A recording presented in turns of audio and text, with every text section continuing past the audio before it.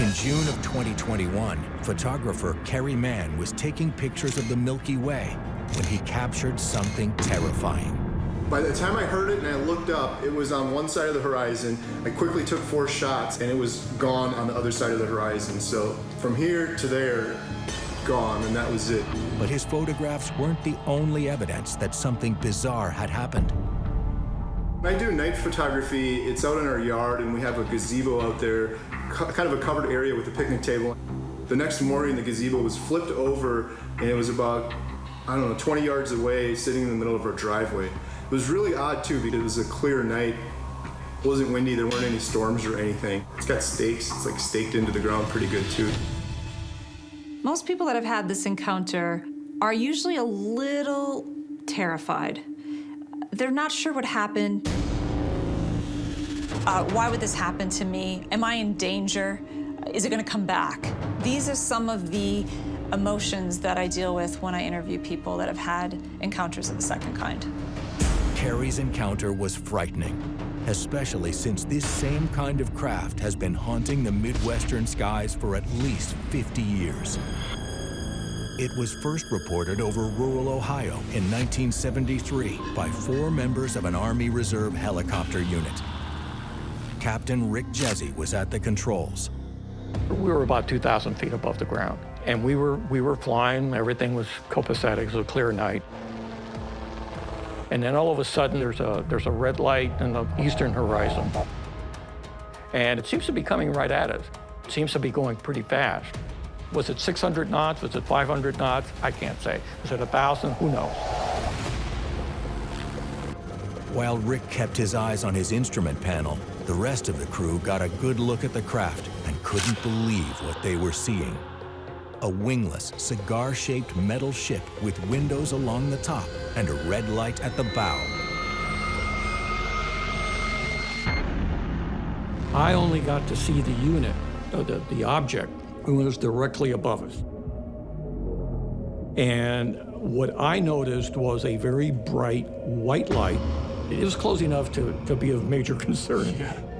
The pilot immediately began evasive maneuvers. He did an auto rotation, which in a Army helicopters, you basically you cut the throttle and you drop pretty aggressively.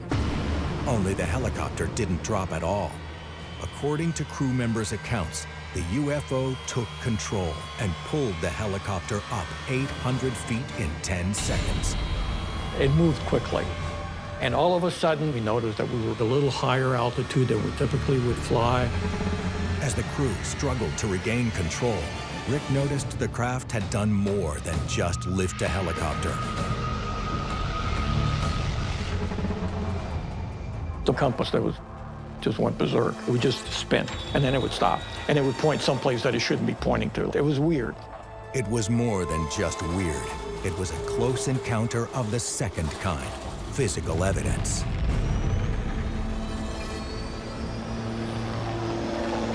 Then, suddenly, the helicopter stabilizes, and Captain Jesse is able to land. The next day, the crew sketched out what they saw. And interestingly, both had sketched very similar objects, and they looked like this. The object sighted by Rick's crew was stunningly similar to what Kerry captured over his house in Wisconsin. Could this be the same technology that buzzed Rick all those years ago? Very similar. Close encounters of the second kind don't just involve moving objects. They also include scorched earth, radiation burns, and blackouts. But that's nothing compared to seeing an actual extraterrestrial, also known as an encounter of the third kind.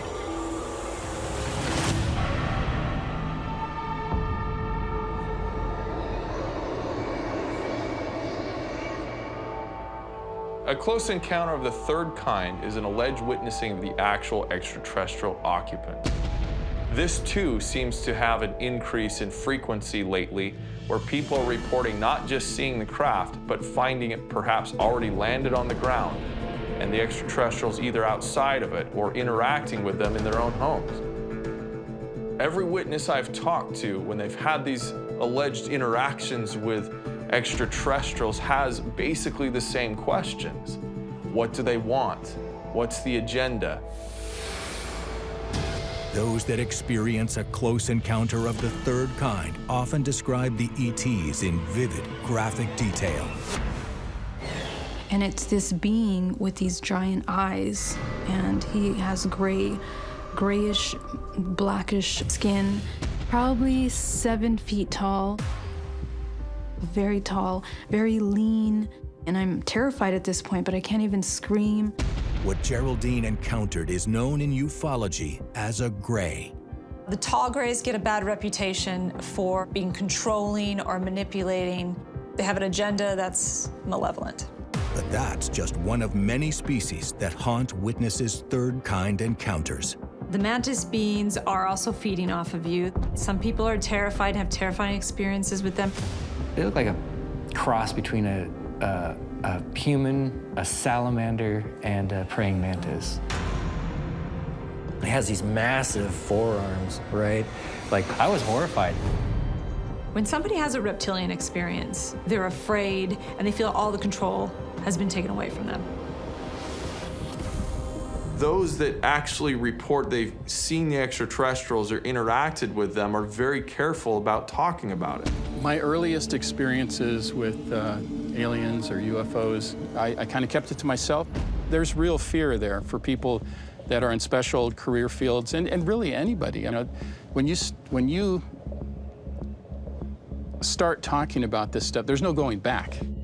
But with the government now validating the existence of UFOs, Bruce is finally ready to tell his story on camera for the first time. When I was 6 years old, I went to bed in the downstairs bedroom in our house in Seattle, and in the middle of the night, my cat jumped off the bed, which woke me up. Bruce's cat approached the window, which immediately filled with a bright light. There were strange lights coming from weird directions. But I felt very sedated, like I couldn't fully articulate what I wanted to say or my thought process. I was still, it's like you're drugged or sedated. Then he saw it. I saw what I would classify now as kind of like a tall alien. He had like an upside-down teardrop-shaped head. So it was rather frightening. I thought he was a monster. Stunned, he ran out of his room. But when he tried to explain what he'd seen, he couldn't find the words, literally. My experience was so traumatic, I couldn't speak for 2 years. I had to be put into speech therapy.